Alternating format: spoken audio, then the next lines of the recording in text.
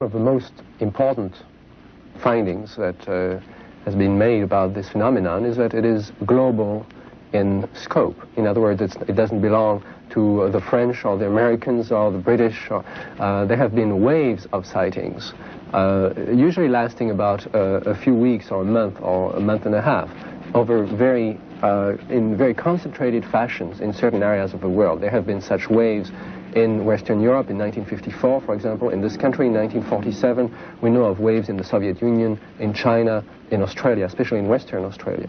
And what is typical about these waves is that the people from all these different cultures around the world are describing the same thing in their own terms.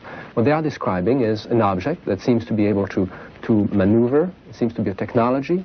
Seems to come to the ground and leave traces. And there have been rings, especially, that have been found, burned circles that have been found very commonly in Australia that are absolutely identical to things that have been catalogued in this country, in France. There is now a catalogue of such traces that encompasses more than 1,000 sightings.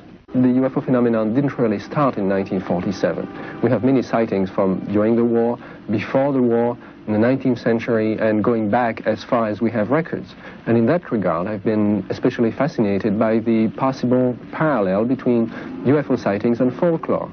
If you think of the Wingina drawings, for example, in Australia, if you think of similar cave drawings from China to the Sahara, if you think of the Celtic traditions in Brittany, in the Celtic countries, if you think of the American Indian folklore, all of those have certain common preoccupations with beings coming from the sky, beings wearing some sort of suit, beings, the whole mythology of contact between men and another culture, possibly coming from space.